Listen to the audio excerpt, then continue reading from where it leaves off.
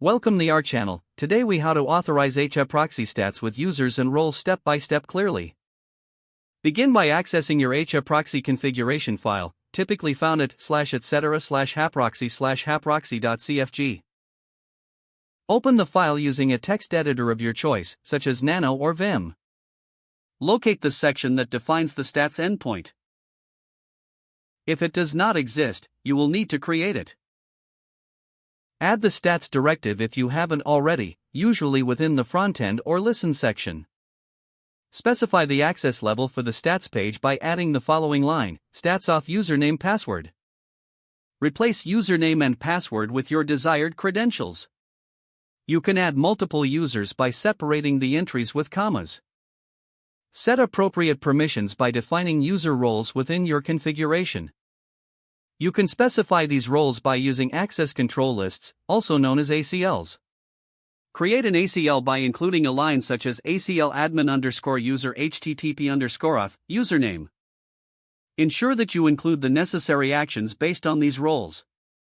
For example, allow or deny access using directives like http request allow or http request deny. Be sure to map roles correctly to the intended users for secure access.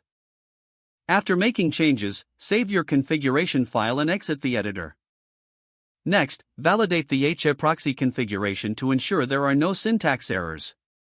Run the command HAProxy cf/etc/HAProxy/HAProxy.cfg in your terminal. If there are no errors, restart HAProxy to apply the new settings. Execute system to restart HAProxy or the equivalent command for your system.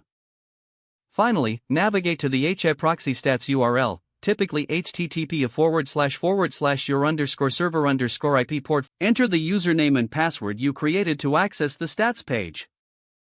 Check the interface to ensure that data is displayed correctly based on your configuration. If the page does not load, refresh the browser or try again in a private or incognito window. Make sure you are using the correct email address, then retype it carefully to avoid small typos. If your password is not accepted, use the reset option and create a new strong password you can remember. Check your spam folder for verification or security emails, then complete any requested confirmation steps. Enable two-factor authentication if available to improve account security and reduce unauthorized access risk. After signing in, review your profile details so your contact information and settings are accurate and current. Don't forget to like this video and subscribe to our channel for more step-by-step tech guides.